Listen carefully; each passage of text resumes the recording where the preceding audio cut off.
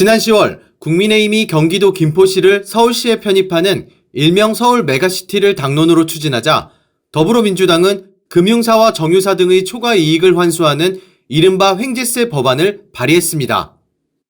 최근 고금리 장기화로 은행권이 막대한 이자 이익을 거두고 있습니다. KB국민, 신한, 하나, 우리, NH농협 등 5대 시중은행의 올해 3분기까지 누적 이자 이익은 처음으로 30조 원을 넘어섰는데요.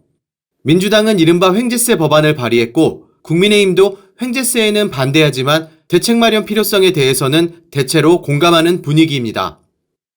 횡재세는 1차 세계대전 직후 전쟁으로 떼돈을 번 군수기업에 부과된 것을 시작으로 1980년대 석유파동 당시 미국과 영국 정부는 횡재세를 도입해 큰 시세 차익을 얻은 원유회사와 은행들에 부과한 바 있습니다.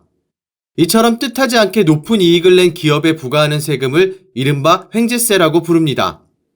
이재명 더불어민주당 대표는 17일 최고위원회의에서 금융회사와 정유사에 대한 횡재세 도입을 강하게 주장했는데요.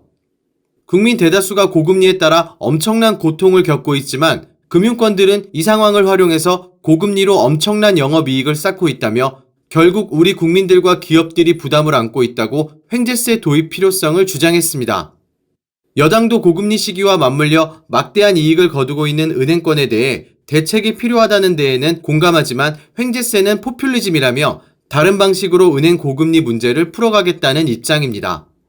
윤재호 국민의힘 원내대표는 17일 원내 대책회의에서 정부와 여당은 은행의 초과이익 문제에 대해 시장경제 원리와 맞는 방향으로 적절한 대책을 마련하겠다며 법안을 발의할 사안인지 그것 없이 정책적 협의로 해결이 가능한지 당정 협의를 해서 후속 조치를 하겠다고 말했습니다. 앞서 윤석열 대통령은 지난 10월 30일 국무회의에서 고금리로 어려운 소상공인들께서는 죽도록 일해서 번 돈을 고스란히 대출 원리금 상환에 갖다 바치는 현실에 마치 은행의 종로를 타는 것 같다고 막대한 이익을 거두고 있는 은행권을 향해 강한 발언을 쏟아냈는데요. 이어 다음 날인 지난 1일 비상경제 민생회의에서도 우리나라 은행들은 일종의 독과점이기 때문에 갑질을 많이 한다며 은행의 독과점 행태는 정부가 그냥 방치해서는 절대 안 된다. 강하게 밀어붙여야 한다며 은행권을 향한 경고를 이어갔습니다. 횡재세에 대해 금융 전문가들은 은행과 정유업계의 이익 급증은 대외 변수에 의한 일시적 상황임을 강조하며 은행을 비롯한 기업들이 반발이 거셀 가능성이 높고 특히 기업들의 이익을 세금으로 부과해 거두는 것은 조세 형평 문제가 있다는 점에서 법안 통과가 쉽지 않을 것으로 전망했습니다. 횡재세 논의는 총선이 다가올수록 국내 금융시장 및 정치적 환경에 중대한 영향을 미칠 것으로 예상됩니다.